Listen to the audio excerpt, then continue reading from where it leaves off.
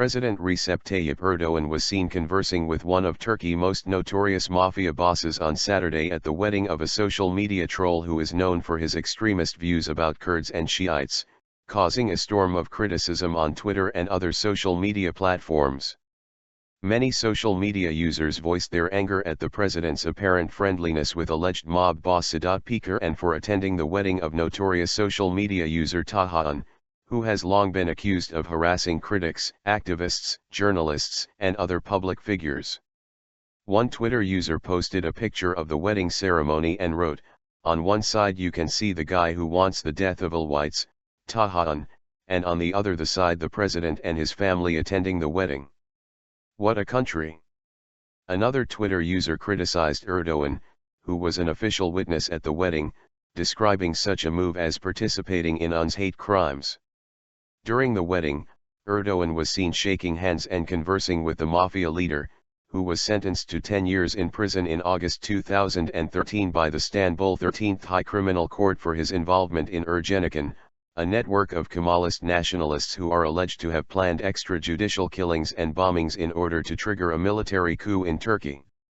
He was released in May 2014 along with dozens of others after the ruling Justice and Development Party, AK Party, revised legislation abolishing the specially authorized courts, OYM, that oversaw the case and decreased the maximum period of detention before a final verdict to 5 years. UN was getting married to Sema Silkin, who is currently employed as the personal secretary of Emine Erdoğan, Turkey's First Lady. In one Twitter post, UN shared a photo of a machete, writing in the caption that it was the only object that should be used in communication with members of the Kurdistan Workers' Party, PKK, in a sustained and healthy way. He then mentioned the good old 90s, referring to the widespread killing of Kurds by paramilitary groups. In other Twitter posts, UN urged the public to crush the heads of Alevis, who he said are insects that need to be crushed. In many tweets, UN praises the Mujahideen of Syria who are achieving victory by massacring all whites. The troll is popular for his harassment and trolling of other journalists, mostly those who express critical views of the government. UN frequently expresses his solidarity with radical groups in Syria fighting against Shiites and all whites. Previous media reports suggested that UN is part of the AK Party's troll army, receiving a monthly salary of €8,000 for trolling on social media in support of the government.